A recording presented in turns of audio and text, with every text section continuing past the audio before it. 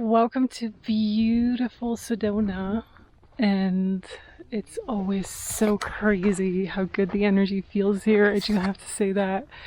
So we're on our way to this one trail, this one attraction called Birthing Cave.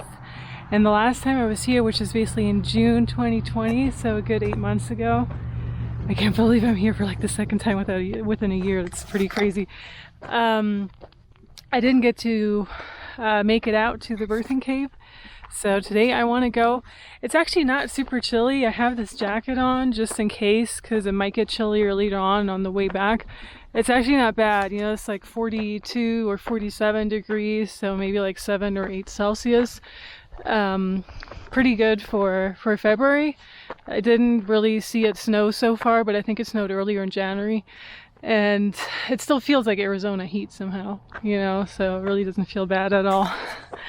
But yeah, it's gorgeous. It's just like the healing vibes of this place are amazing. And, you know, compared to Joshua Tree, it just feels both very different. I do think both can feel very grounding. It's just that I think there's way more hiking to do here in Sedona than Joshua Tree, in my opinion.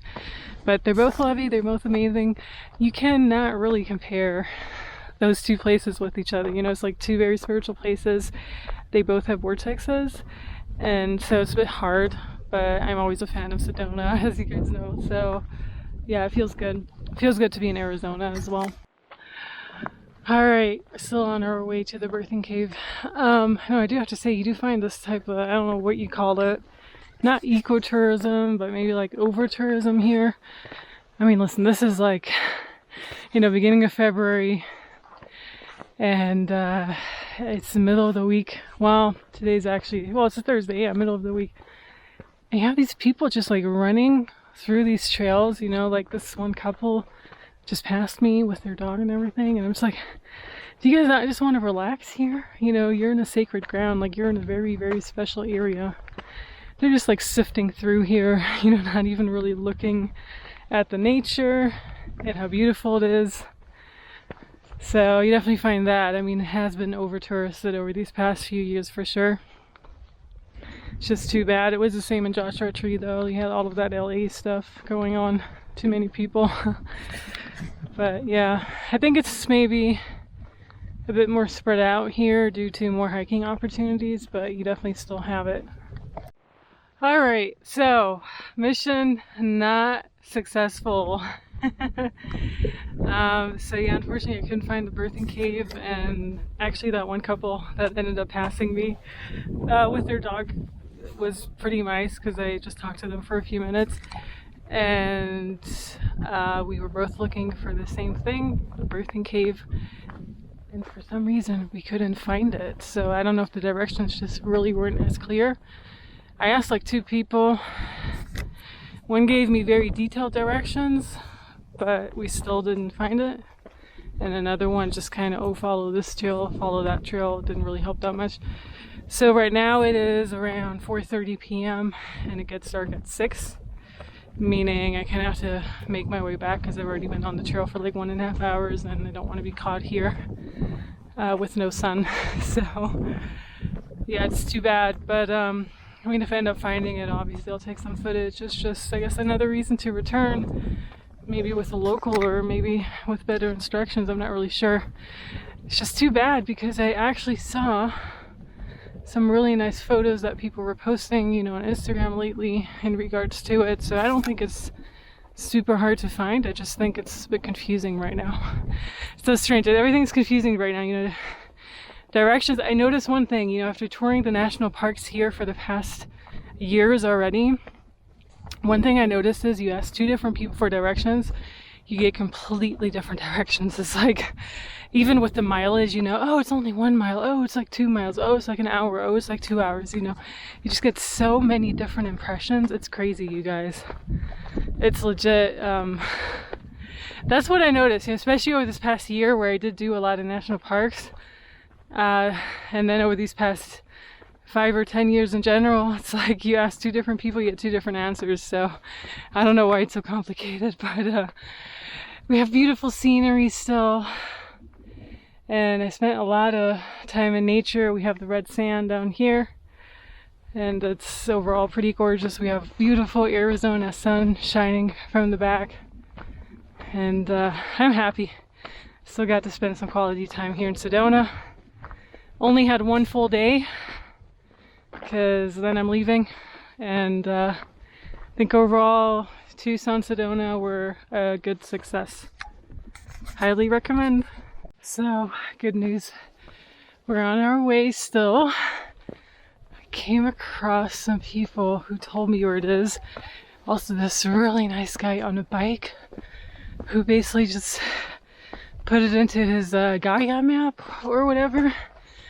And then we were able to find it. So, I'm on my way now. And it's really not super easy to find. I'm up here. There are a lot of people there, it seems, so we're on the right way. I just out of breath because I was trying to, beat the sunset. I think I'll be successful.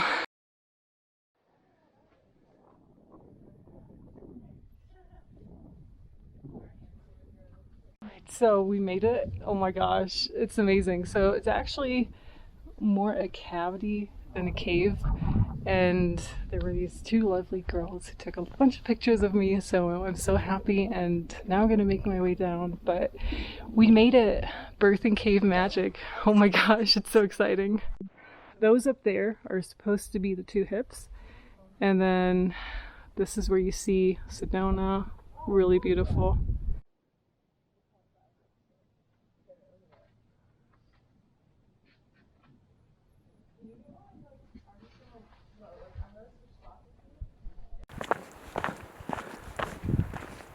Okay, so we made it to the birthing cave. I'm actually recording this on my proper camera, not my GoPro. And it's amazing, it's always mind-blowing to me what type of people you just meet when you're just traveling, right? So there were these two girls from Minnesota, and they were quite young still, like they told me they were underage and they had to rent this car at an underage price and those kind of things. But it's just so funny how like almost everyone's kind of doing the same thing right now, at least if you can, if you don't have children and a family and that kind of stuff. And so they're kind of scooting around and traveling from here to the Grand Canyon and then back down towards Arizona, because they also want to escape the Minnesota winter. And their jobs are remote, whatever, like corporate jobs. So they told me last year they went to San Diego for like 5 months and that it was actually a really nice winter weather-wise over there. So it looks like a lot of people just have the same idea. Get out of the cold, get out of the snow right now, and just be in beautiful Arizona right here. But yeah, it's just something, it's today it was a weird mix today. I met some snippy people who didn't really want to give directions. And then I met like beautiful beings like that, beautiful people. The guy on the bike who gave me directions. And so it's a good day. Good day for me. Found the birthing cave finally after trying at least twice. And this is my 3rd time in Sedona, so quite happy I made it. So the first time was 2018, by the way. And I feel back in 2018 I was closer like in this area too, so it's closer to the Boynton Trail, Boynton Canyon, and just reminds me of like 4 years ago, almost 4 years ago, like March 2018, when I had like these massive spiritual experiences here in Sedona, because this was my first time in a spiritual place with vortexes, vortices, and I had like all of these just like fairy beings, call them alien beings, call them whatever. Like I had all of these experiences here because I was staying here for a full week.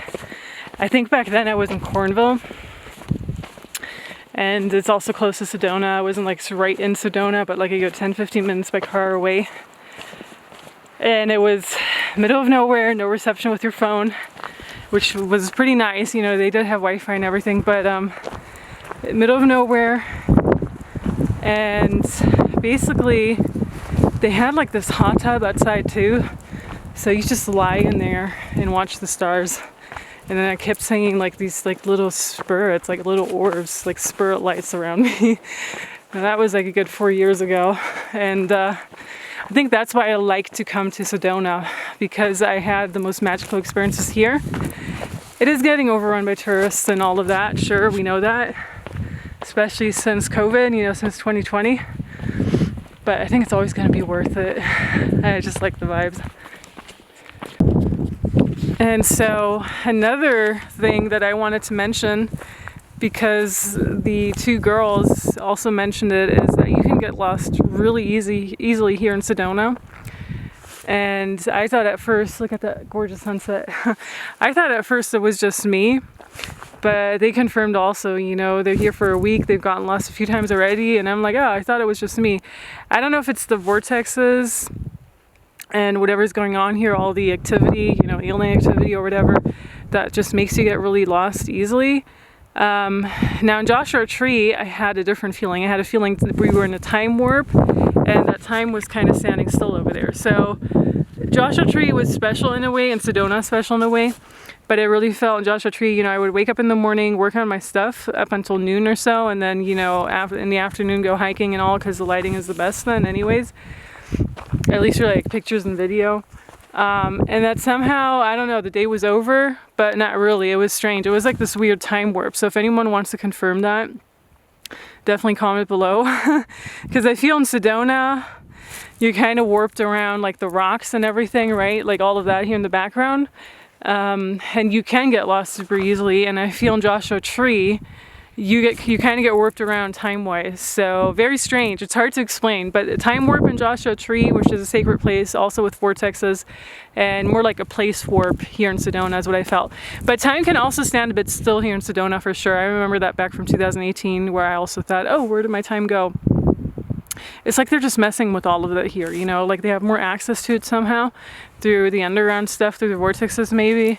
I'm not sure. That's kind of what it feels like to me, but I just feel here, especially in these places where you do have so much access to spiritual energy and can be hijacked very easily too. That's partially just what's going on, if that makes sense. Just something about these places that makes you feel really happy. At least it makes me feel really happy. And I don't know if it's really the nature, the sacredness, spirituality you find here, or if it's just like a combination of everything. I know I've had a lot of powerful past lives in this area.